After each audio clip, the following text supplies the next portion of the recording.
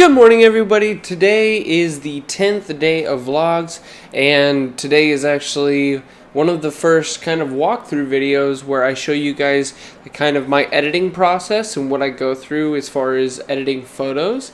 I'm not really going to get into videos in this video. I'll keep that for another video. But yeah, I just wanted to take you guys along the editing of a couple photos that I actually have pulled up here in Lightroom, which is the software that I use for pretty much everything. Every once in a while I use Photoshop for, like, you know, throwing in a different background or making sure the sky is different or something like that, but I don't really use that all that much. So today we're going to be taking photos of Scarlett, my niece. It's actually for the Easter shoot that I was telling you guys about. That Easter shoot was actually yesterday. This morning I'm recording the video and I'm actually uploading it today.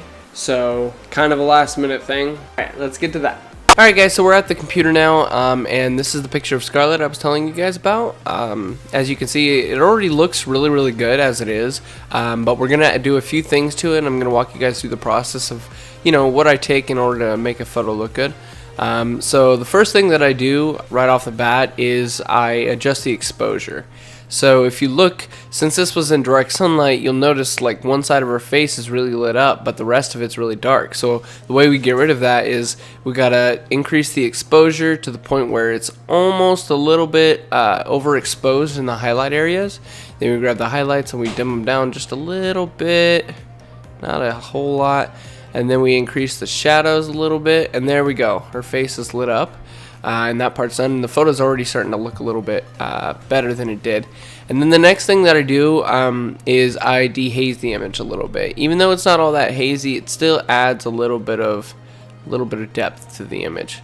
So I add a little bit of haze, and I do that first before I go into the contrast and blacks and whites and all the rest of the stuff, because it actually plays into the vibrance, into the clarity, the darkening of the black shadows, contrast, and all that kind of stuff when you do the dehazing. It kind of does it all as a combination for you so that you don't really have to worry about it yourself, which is nice. But that's why I like to do it at the very beginning, so that when I'm adjusting these I don't have to change them again, because it's really annoying to do that. So anyways, now that we have it where we want it as far as that goes, we want to adjust the contrast. We want to make sure it's a little bit more contrasty, because I want to make sure that this basket comes up really nice. I don't want it to be too like faded out. And then the whites are, they can go up a little bit. I want them slightly overexposed, because that kind of gives a little something to the image. Next thing that I want to work in is a little bit of the vibrance. I want to increase the vibrance by a little bit, because I want all those colors to pop. And then if you notice, this was kind of like more of a yellow day. I want to move it a little bit towards the blues. There we go. And then a little bit towards the pinks, because of the whole pink Easter thing. Maybe increase the exposure a little bit more.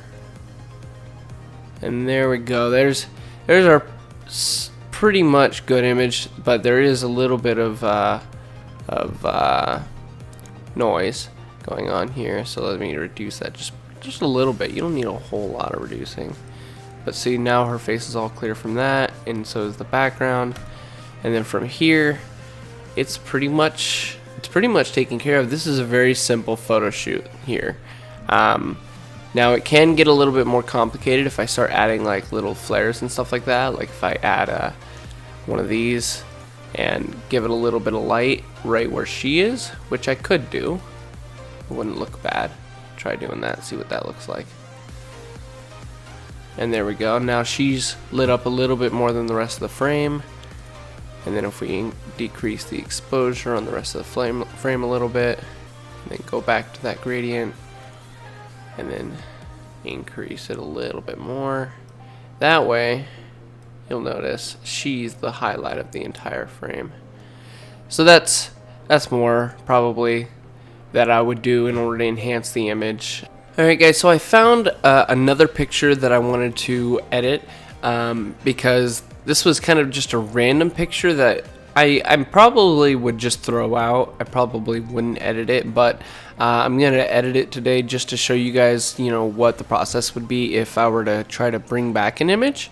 Like we did before, the first thing that I'm going to start with is the exposure, because you'll notice it's the same as in the last picture, except it's not direct sunlight. You'll notice the sky is kind of bright, but right over here is really dark, so we want to get rid of that. So let's go ahead and we'll increase the exposure a little bit, increase the shadows, decrease the highlights, maybe decrease the exposure a little bit more.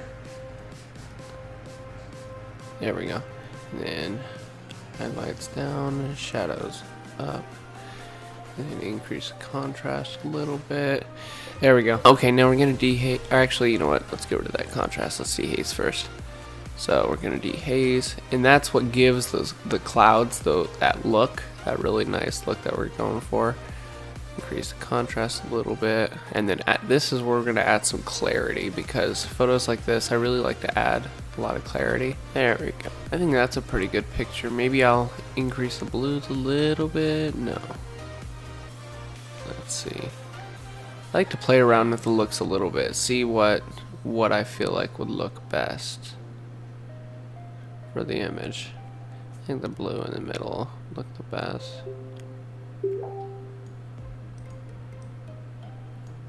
There we go.